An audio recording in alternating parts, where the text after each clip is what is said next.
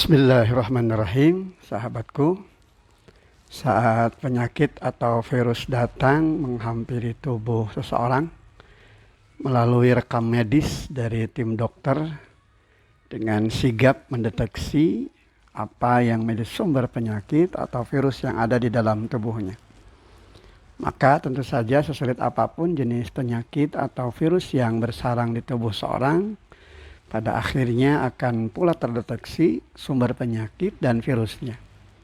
Sehingga dokter dengan sigap pula akan segera melakukan tindakan medis guna menyembuhkan penyakit yang ada dari seseorang yang kemudian menggerogoti tubuh pasiennya.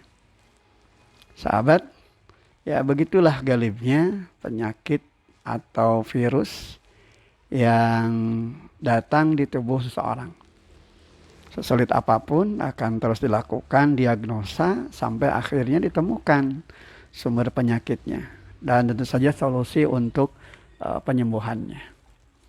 Namun sadarkah kita bahwa ada sesungguhnya sumber penyakit atau bahkan virus yang ternyata sulit terdeteksi oleh si penderita atau bahkan dokter ahli sekalipun? Penyakit dan virus apa ini sesungguhnya? Ya tentu saja penyakit ini adalah penyakit yang ada di dalam jiwa manusia atau yang disebut dengan hati manusia.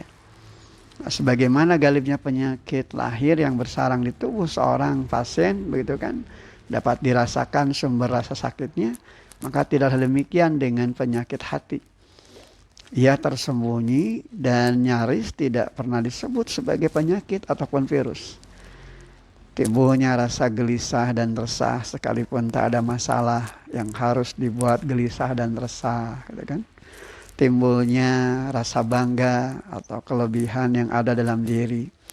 Munculnya kesombongan dengan sifat mencela atau dengan begitu mudah menghina orang lain dengan kata-kata yang kotor, dengan kata-kata yang kasar, yang selayaknya tidak diucapkan, gitu kan?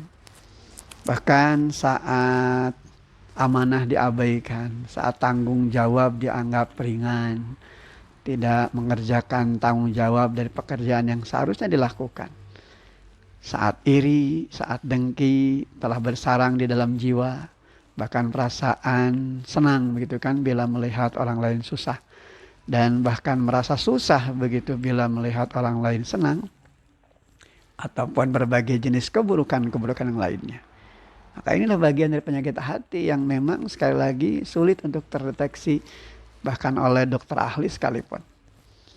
Sahabat, bila penyakit atau virus COVID-19 begitu kita khawatirkan, maka sejatinya ia masih ada celah begitu kan untuk segera terdeteksi dan bisa melewati diagnosa medis guna dicari solusi penyembuhannya.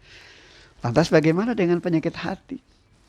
Akankah ia dibiarkan terus bersarang di dalam jiwa dan kemudian menggerogoti pondasi keimanan? Ini kaitannya yang seringkali menjadi permasalahan dalam kehidupan kita.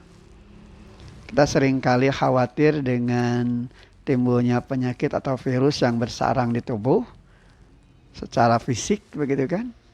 Namun seringkali kita tidak pernah merasa khawatir dengan penyakit atau virus keimanan yang justru selama ini masih bersarang di dalam jiwa kita.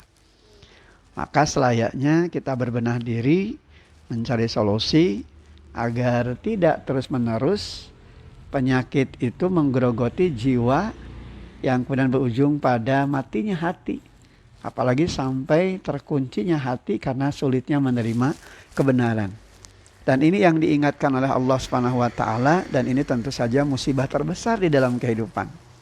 Khatamallahu ala qulubihim wa ala sam'ihim wa ala absarihim ghishawatu wa lahum azabun adzim. Allah telah mengunci hati dan pendengaran mereka, penglihatan mereka telah tertutup dan mereka akan mendapatkan azab yang berat. Inilah bagian penting dari fenomena penyakit hati yang tentu saja ini harus senantiasa diwaspadai. Sebagaimana kita jeli, sebagaimana kita waspada menghadapi virus COVID-19, maka tentu saja virus dari penyakit hati yang kemudian menggerogoti keimanan pun sesungguhnya juga harus nantiasa diwaspadai dan harus segera disembuhkan agar kita tentu berada pada kemuliaan di dalam hidup dan kehidupan. Walhamdulillahirabbil alamin. Assalamualaikum warahmatullahi wabarakatuh.